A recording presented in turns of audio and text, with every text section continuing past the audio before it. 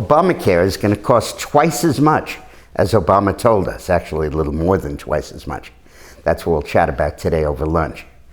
You know, the Congressional Budget Office, now a year after we passed Obamacare, says, oops, I'm sorry.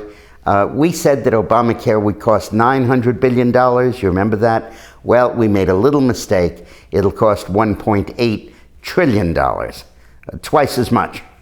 Now, part of it isn't Congressional Budget Office's fault. Part of it is Obama's fault.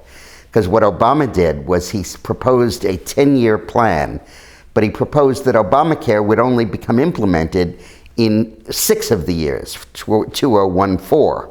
And therefore, he was able to say the 10-year cost is $900 billion, because really it wouldn't start costing money until 4 years into the 10 years. And now it's 13, so 13 budget. So CBO is now dealing with 9 of the 10 years, and obviously it costs more. And when they deal with 10 out of 10, in 14, the cost will go up even more.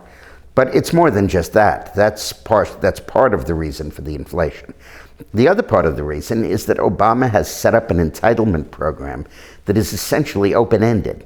And just as we've gotten clobbered with the entitlement programs of Medicare and Medicaid, not so much Social Security, but Medicare and Medicaid, and the prescription drug benefit, we're now about to be clobbered with the cost of Obamacare.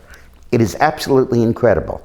So remember how in the debate everybody was talking about how this will cut the deficit, this will save money, this is a deficit reduction measure. At one point they tried to sell it as that. And the Republicans kept pounding on the theme that this is going to cost vastly more than they're saying.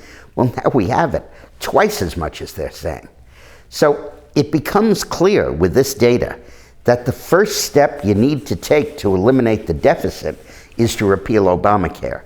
This is not anymore just an issue of public policy or an issue of not rationing health care or an issue of not forcing doctors into retirement or limiting the availability of doctors under Medicare. It's none of those things anymore. Now, it is squarely and completely the first crucial step in bringing down the debt and bringing down the deficit.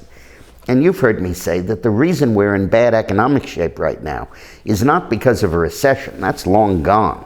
What it's because of is the borrowing that has freaked out the capital markets throughout the world, and that huge level of borrowing is what's causing the recession we're in now.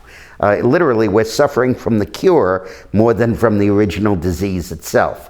And Obamacare is driving that deficit and driving the panic about the deficit that's stopping bankers from lending and businesses from investing and consumers from spending and the economy from growing. So this puts the repeal of Obamacare in a very different light, $2 trillion worth of light.